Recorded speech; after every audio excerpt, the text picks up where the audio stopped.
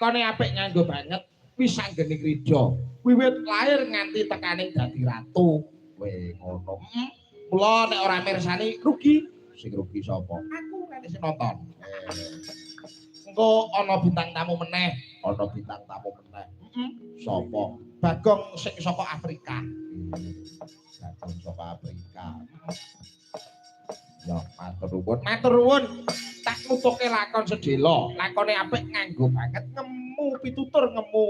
budaya sing luhur aja nganti ya kowe mau pengasing atimu nindakake kuku sing kang kumelon ya mula ayo ndang obong dupa sak kang dadi dukane sang nata kukuse wis ketok kumelon nduk ya kantane kang sekar gadung lawan kembang menor kangesmu arum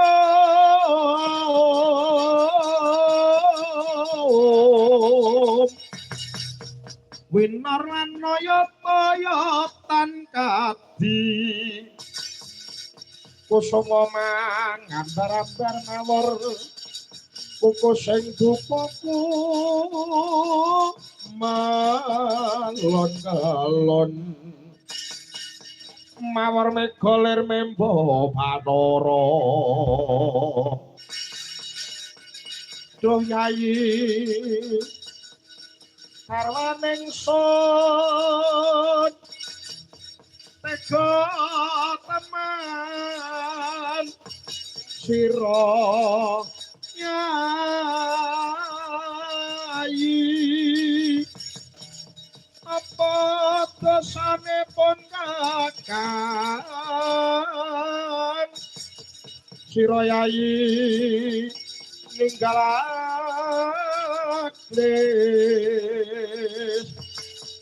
kadingaren yayi duka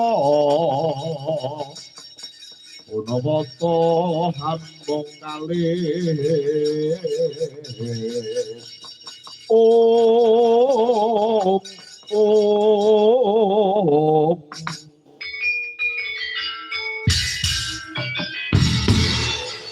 Pandina Sapta mungguing Puraya namung kok katutupna wiyaring jajahan kalurahan Ratu Kendho kecenging pernatan Sratri datan ana pedhote mesti bubare jam 12 awan ora kaya ana ing tapel wates negara Tunggul Malaya Patih Delbrenggi ngawi Wadyabala Tunggul Malaya eling-eling Wadyabala Tunggul Malaya kabeh wujute buta sing jaba buta sing jero buta yagane buta sinden ya buta sing ora buta mung dalange denawe gumaliyah